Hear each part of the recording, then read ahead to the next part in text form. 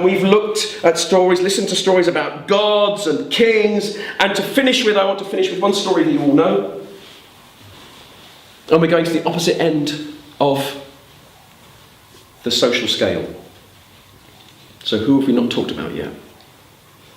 The opposite end. Slaves. A slave market. And the slave traders are coming along and looking at the line of slaves, and they feel the muscles and they open their mouths and look at the teeth. And one girl is there all day. Nobody buys her. They feel her muscles. They open her mouth and look at her teeth. And it is almost time for the slave market to close, for Ra has been sailing the sun across the sky, and he is becoming Amun, about to dissolve into the horizon. When a trader comes along and walks past all the other slaves and looks at the girl, and he doesn't feel her muscles, he doesn't open her mouth to look at her teeth, he just looks into her eyes, and when he sees intelligence there, he buys her and takes her home to a beautiful Egyptian home with a swimming pool shaded by palm trees. But inside the house, she is lying on the floor, stretched out in front of him, and she says, "Master, my name is Rhadopis, and I am your slave, and you are my master." And he lifts her up gently and says, "No, I have slaves. Rhadopis, now you are my daughter." And he cared for her. And she had slaves of her own. And he gave her presents. He gave her beautiful clothes, fine linens. He gave her shoes, beautiful sandals, so delicate, it looked like someone had taken rose petals and sewn them together. And every day she went swimming in the pool with her slaves sitting round the outside of the pool with their hands in the water. And one day she was swimming in the pool, and she heard her slaves talking, screaming.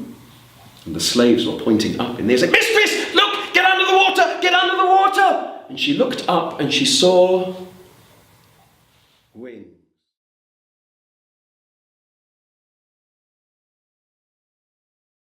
The Pharaoh of Egypt was sitting upon his throne, wearing the crowns of Upper and Lower in Egypt, fronted with the beasts of Upper and Lower in Egypt, the Cobra and the Carrion.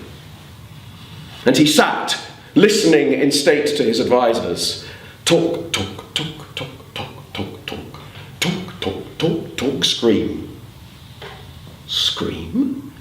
Pharaoh had almost dropped asleep, listening to people talking, but now he paid attention as he saw his advisors scattering, running for cover, hiding behind the great stone pylons that held the palace up. And there they were, hiding, shouting, "Your Majesty, quick, run, run!" And the king looked up, and he saw flying down the great hall of his palace, with its talons ready to tear his flesh, with its beak ready to rip his skin, its great wings outstretched, a falcon coming towards him. Pharaoh is a god. The falcon is the god, the same god. The falcon is Horus. Pharaoh is Horus. He does not run. He sits and watches as the bird comes closer and drops a shoe in his lap, and then flies from the great hall out into the sunset. A shoe so beautiful. It looks as if someone has taken rose petals and sewn them together. This is a message from the gods. Take this shoe, the length of Upper and Lower Egypt, and find the woman whose foot will fit this shoe, for she will be my queen. And servants went the length of Upper and Lower Egypt until they found a merchant's house with a swimming pool in the garden shaded by trees. And there was a girl who had once been a slave and whom the shoe fitted. And she became the queen of Egypt. And you and I know quite a few versions of that story.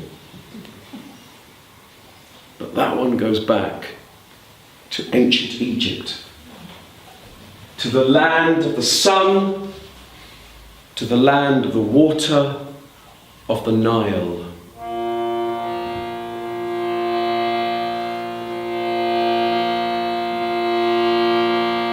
Hail to thee, O Nile!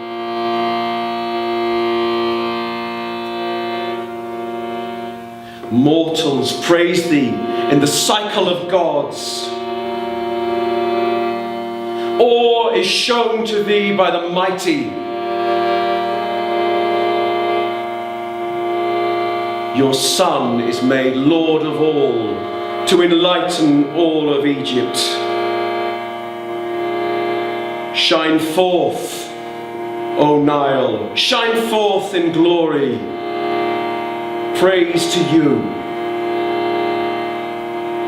O Nile.